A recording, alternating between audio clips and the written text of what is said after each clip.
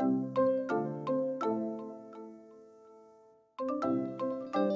anak-anak, bertemu kembali dengan Mr. Agus di pelajaran matematik. Hari ini Mr. Agus akan lanjutkan pelajaran tematik kita. Tema 7, subtema 3, pembelajaran 3 dan pembelajaran 4. Siapkan buku modul halaman 63 hingga yang ke-72. Juga persiapkan buku dan alat tulis kalian.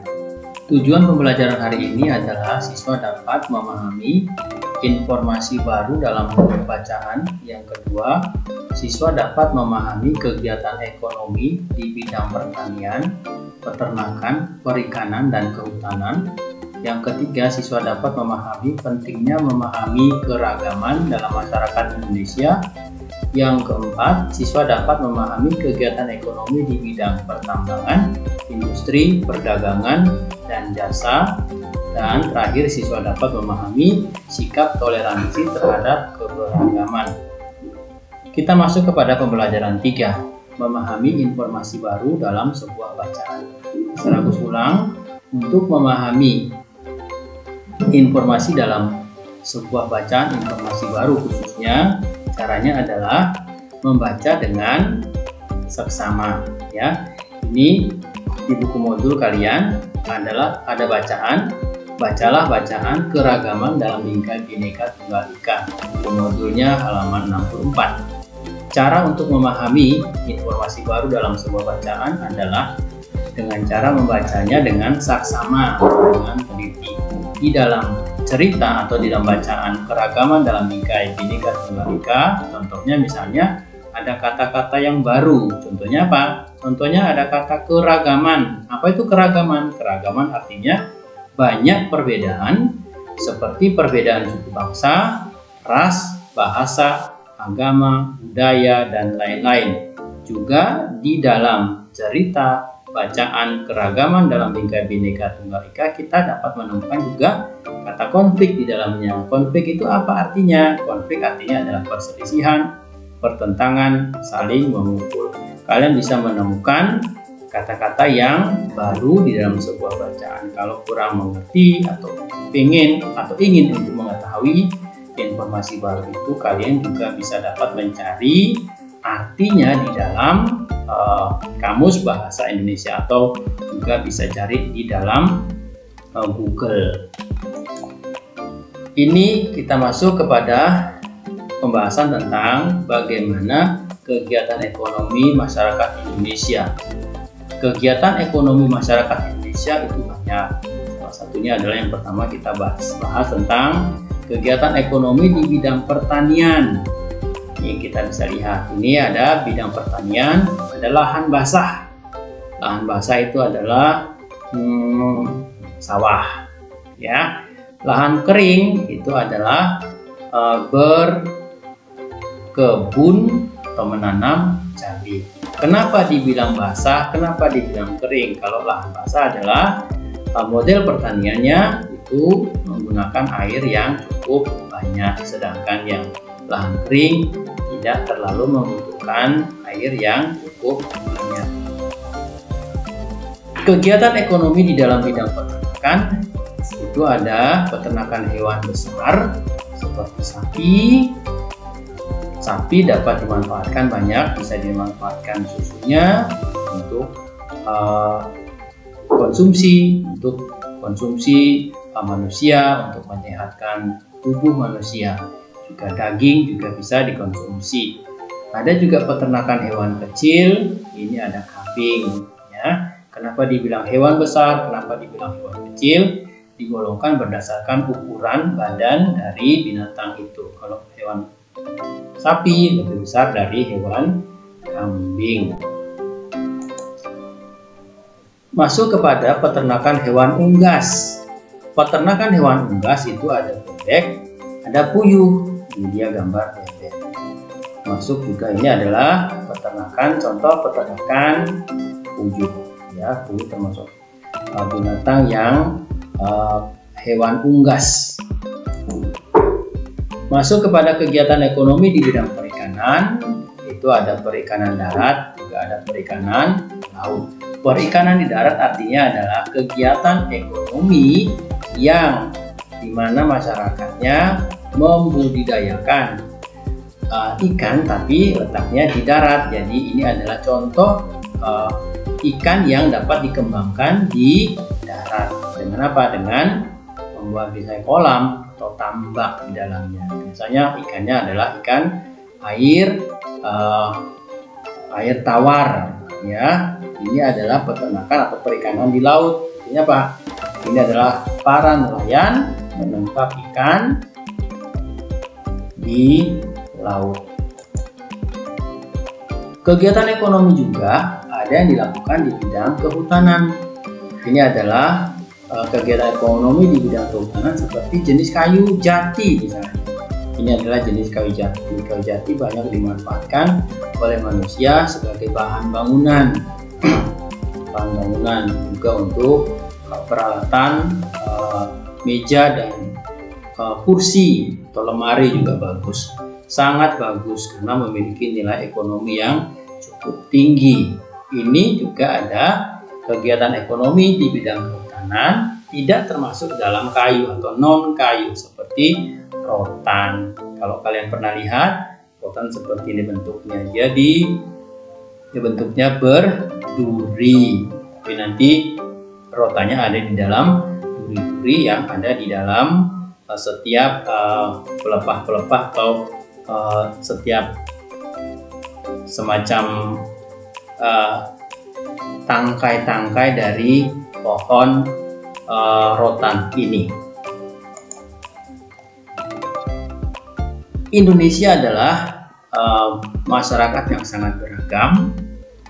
Karena itu semua yang ada di dalam masyarakat Indonesia harus selalu untuk menyadari, memahami bagaimana menjaga persatuan dan kesatuan di Indonesia. Ini ada beberapa upaya yang dapat dilakukan untuk menjaga persatuan dan kesatuan di tengah-tengah segala keragaman yang ada di Indonesia. Ini adalah contoh, ada gambar keragaman budaya Indonesia, ada pakaian adat yang berbeda-beda. Ada Aceh, ada Jawa Tengah, ada Bali, ada Jawa Timur, Kalimantan Barat, Papua. Ini juga ada jenis-jenis rumah adat yang ada di Indonesia. Upaya-upaya apa yang dapat kita lakukan untuk menjaga persatuan dan kesatuan di tengah keragaman? Yang pertama, kita bisa melakukan atau tindakan berlaku adil terhadap sesama tanpa diskriminasi. Apa itu diskriminasi? Diskriminasi itu membeda-bedakan. Jadi harus adil tanpa membeda-bedakan. Membeda-bedakan apa? Membeda-bedakan sukunya, yang membedakan rasnya, membedakan apalagi agamanya, tidak boleh seperti itu. Jadi harus bersikap atau berlaku adil. Yang kedua adalah kembangkan sikap saling menghormati. Jadi diharapkan dengan mengembangkan sikap saling menghormati dapat tercipta persatuan dan kesatuan di tengah-tengah keragaman. Yang ketiga, saling peduli dan tolong menolong. Jadi tidak memandang dia dari suku dan agama apa. Tetap lihat kita Indonesia yang hidup di negara Indonesia, yang hidup di tengah segala keragaman, harus mengembangkan sikap peduli dan tolong menolong. Selanjutnya adalah mencintai damai. Jangan suka membuat onar, cinta damai. Kemana-mana harus berusaha untuk menciptakan damai. Sampai nanti karena ada saya jadi tidak damai, tidak boleh seperti itu. Harusnya ada saya membuat menjadi damai. Harusnya seperti itu. Yang selanjutnya adalah mau bekerja sama dengan sesama. Jadi tanpa memandang dia agama atau sukunya apa. Kalau dibilang misalnya pas pelajaran sekolah, anak-anak mari kita bekerja sama, belajar kelompok. Kerjasamalah dengan teman yang berbeda agama, berbeda suku, berbeda warna kulit, tidak masalah. Harus sama-sama mau bekerja sama dengan semua. Kita masuk kepada pembelajaran 4. Ini ada kegiatan ekonomi masyarakat Indonesia di bidang pertambangan. Jadi masyarakat Indonesia banyak yang juga mengusahakan mencari penghasilan atau penghidupan di bidang pertambangan. Ini adalah gambar golongan A, minyak bumi. Ya, ini golongan A. Minyak bumi itu masuk dalam golongan A. Minyak bumi itu jadi gambar Mr. Agus tunjukkan bagaimana minyak bumi itu diambil di tengah laut. Ya, jadi dibangun sebuah tempat untuk mengambil minyak bumi yang ada di tengah laut. Golongan B itu ada emas. Ya, ini adalah masyarakat atau orang-orang di suatu tempat mencari emas dengan cara tradisional. Mereka menggali tanah atau batu di dalam batu-batu yang dirasa punya atau memiliki kandungan emas. Mereka mengeruk, kalau mereka meletakkan di dalam tempat, nanti mereka angkat, nanti akan dihancurkan, dijadi kubur, dihancurkan, dikasih obat di dalamnya, nanti melalui proses dan tahapan yang panjang nanti akan didapatkan biji emas. Masuk ke dalam pertambangan golongan C. C ini itu contohnya adalah pasir. Ini pasir, bagaimana masyarakat bekerja mencari kehidupan ekonomi di bidang mencari pasir misalnya. Ini adalah kegiatan mencari pasir. Di Bali juga ada ya pasir. Ini juga ada kegiatan ekonomi dengan mencari batu kali besar dan kecil. Jadi mereka mengangkut batu-batu yang ada di kali, diangkut nanti akan dijual untuk dipakai sebagai bahan, bisa untuk jalan, bisa untuk membangun rumah. Jadi itu bisa dijual untuk menghasilkan nilai ekonomi di dalamnya. Kita masuk kepada kegiatan ekonomi di bidang industri. Ini adalah usaha manusia untuk mencari kehidupan, tapi di bidang industri. Ada industri besar. Industri besar itu orangnya banyak di dalamnya, yang terlibat di dalamnya untuk mengusahakan supaya perusahaan itu berjalan dengan baik, membutuhkan karyawan yang cukup besar. Banyak orang-orang yang kerja di dalamnya. Ini ada industri sedang, ini seperti toko kayu besar, orang-orang yang bekerja ya cukup banyak lah, tapi lebih banyak orang yang ada di industri besar dibandingkan dengan industri yang sedang. Ini kegiatan ekonomi di bidang industri tapi masuk dalam kelompok industri kecil. Ini adalah pengrajin kurungan burung, sangkar burung ya. Ini bisa dikerjakan 2 atau 3 orang saja dalam satu kelompok untuk mengusahakan produksi sangkar burung ini. Juga ini ada kegiatan industri kecil masuk dalam kelompok industri kecil, kita membuat jualan, membuat tempat berjualan ya, jualan di pasar. Jualan apa? Jualan sesuatu di pasar. Ini jualan apa ya? Mungkin dia jual makanan ringan kah? Ya, saya lihat makanan kecil. Makanan kecil, ini ada tulisan di bawah, makanan kecil dibungkus kantong plastik kecil. Dia jual makanan. Jadi yang terlibat di dalam kegiatan industri kecil ini tidak terlalu banyak, 3, 4, tapi tidak terlalu banyak ya. Kita masuk kepada kegiatan ekonomi di bidang perdagangan. Ini kegiatan ekonomi di bidang perdagangan itu melakukan namanya tindakan proses jual beli. Ada yang menjual, ada yang membeli. Ini ada gambar contohnya, ini ada pedagang, ini dia menjual, lalu ada yang membeli. Ini juga ada anak kecil yang belajar untuk berdagang dengan baik seperti apa. Mungkin dia membantu orang tuanya. Baiknya sikapnya ya membantu orang tuanya. Ini juga ada kegiatan proses jual beli di pasar. Kalian mungkin pernah diajak sama orang tua untuk melihat kegiatan ekonomi di bidang perdagangan, di mana di dalamnya terjadi proses jual dan membeli di dalamnya. Masuk kepada kegiatan ekonomi di bidang jasa, itu ada dokter, ada guru. Dokter memberikan pelayanan berupa jasa perawatan gigi, ya. Terus sebelahnya adalah guru memberikan jasa pelayanan apa? memberikan ilmu pengajaran yang baik buat anak-anak. Ini anak-anak bertanya, Pak Guru, saya mau menjawab. Wah, pinter ya, tangan sampai tinggi.